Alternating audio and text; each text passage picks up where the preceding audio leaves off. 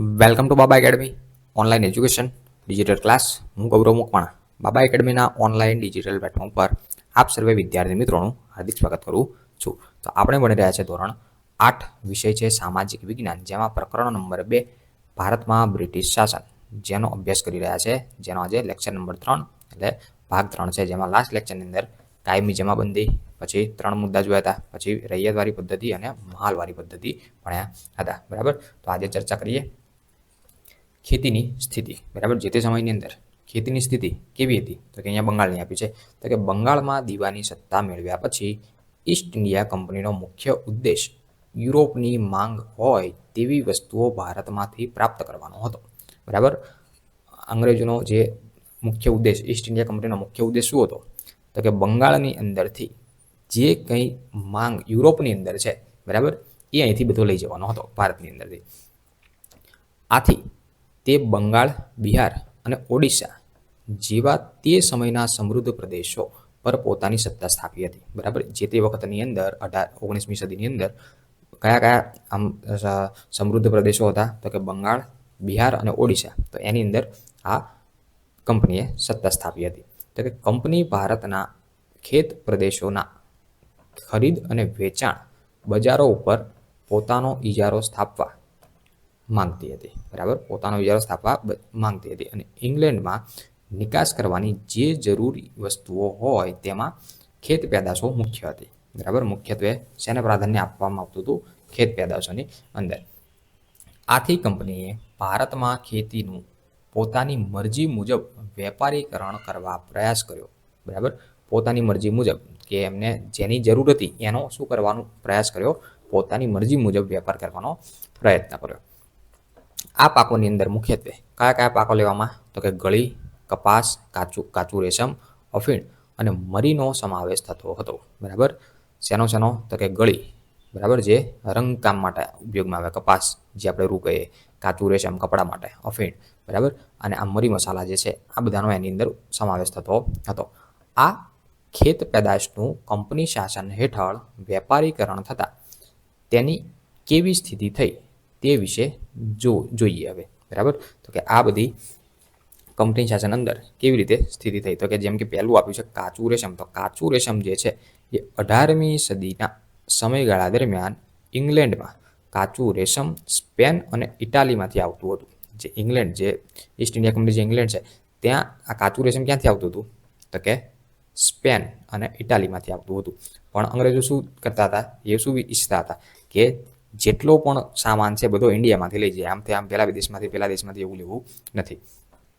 જો બંગાળમાં રેશમ થતું રેશમ હાથમાં આવી જાય તો બ્રિટનને સ્પેન અને ઇટાલી પર નિર્ભર રહેવું પડે નહીં. બરાબર, મેં હાલ જ વાત કરી એ પ્રમાણે.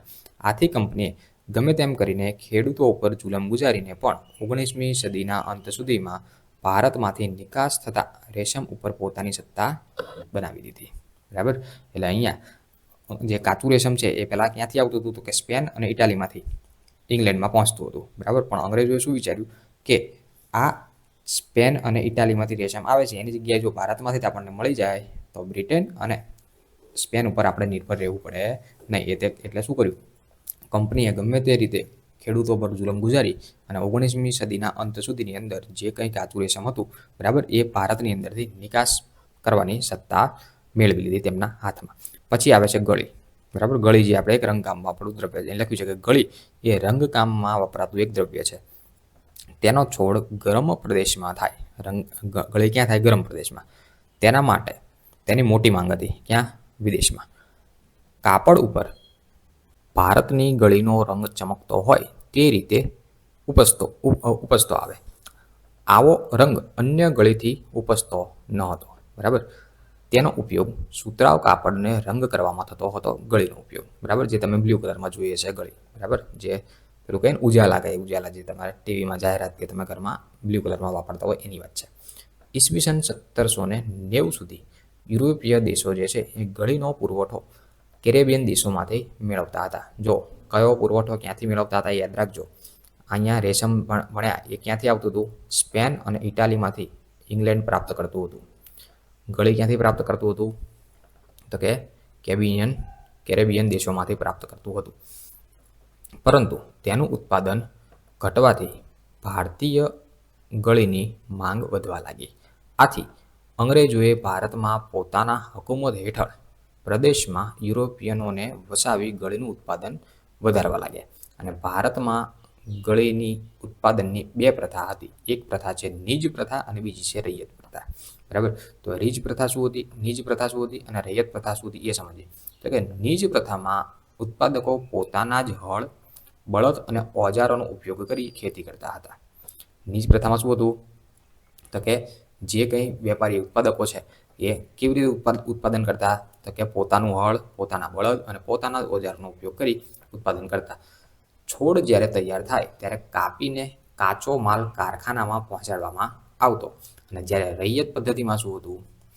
રૈયત પ્રથામાં ખેડૂતો પોતાની જમીન પર ગળીનું વાવેતર કરતો અને તે તૈયાર થાય ત્યારે બાંધ્યા ભાવે કારખાને વેચતો.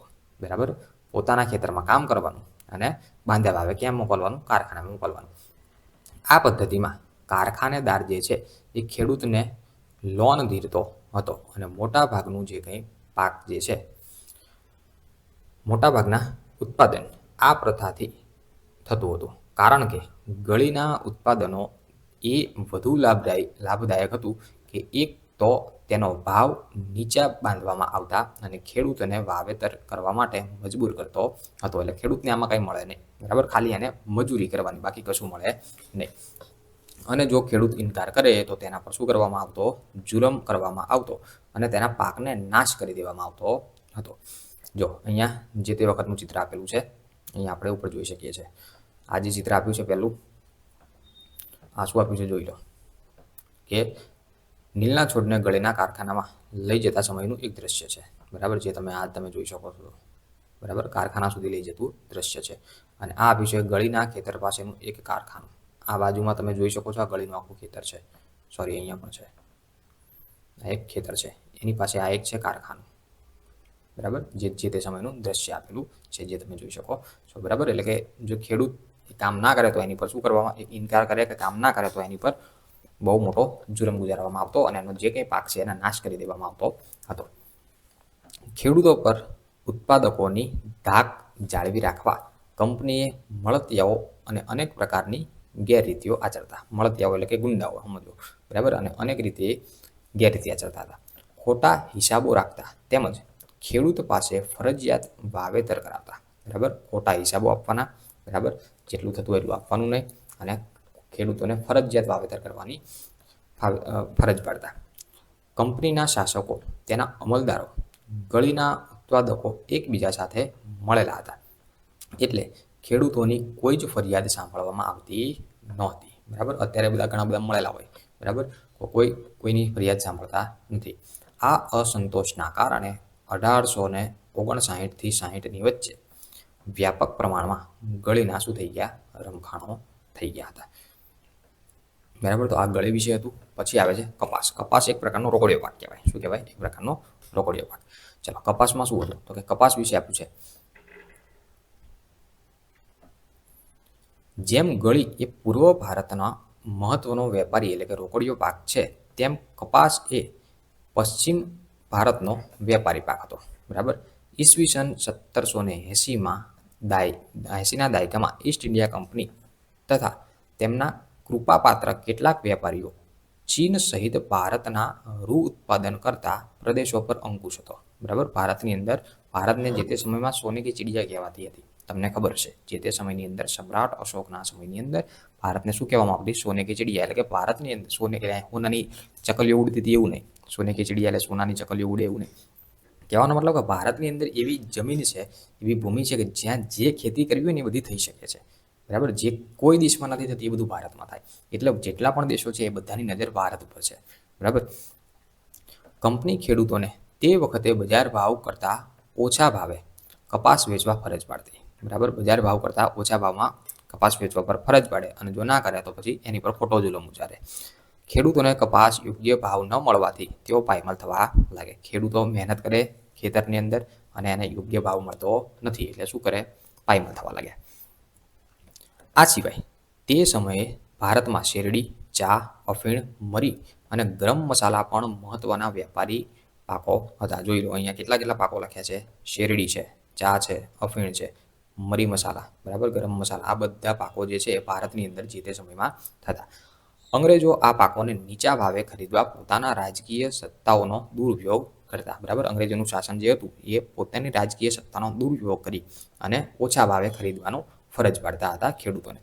ખેડૂતોને વાવેતર માટે અગાઉથી ધિરાણ આપવામાં આવતું. બરાબર, અગાઉથી એમને પૈસા આપવામાં આવે, બરાબર, ધિરાણ આપવામાં આવે, બરાબર, એટલે કે ખેડૂતો દેવાદાર બન્યા પછી તેમની પાસે નીચા ભાવે વેપારી પાકો ખરીદવામાં આવતા અને આથી વેપારીઓને ભારે નફો મળતો અને ખેડૂતોને વધુને વધુ ગરીબ બનતા હતા. બરાબર, ખેડૂતો મહેનત કરી અને વધુને વધુ ગરીબ બનતા જાય, એમને જે તે વસ્તુ મળે નહીં. આમ ભારતમાં વેપારી પાકોને ખરીદ વેચાણમાં કંપનીનો પ્રભાવ હતો અને ભારતના કાચા માલને કારણે ઇંગ્લેન્ડના ઉદ્યોગો સમૃદ્ધ બન્યા. ભારતના લીધે, ભારતના ભોગે ઇંગ્લેન્ડ કેવો બન્યો હતો? સમૃદ્ધ બન્યો હતો. આથી કંપની ભારતમાં વેપારી પાકો ઉપર પોતાની સત્તા સ્થાપવા માંગતી હતી, જેના કારણે ખેડૂતો મોટી સંખ્યામાં જમીન વિહોણા અને ખેત મજૂર બની ગયા હતા. બરાબર, જે તે સમયની અંદર આટલો બધો જુલમ ગુજારો ભારતના ખેડૂતો પર થતો હતો.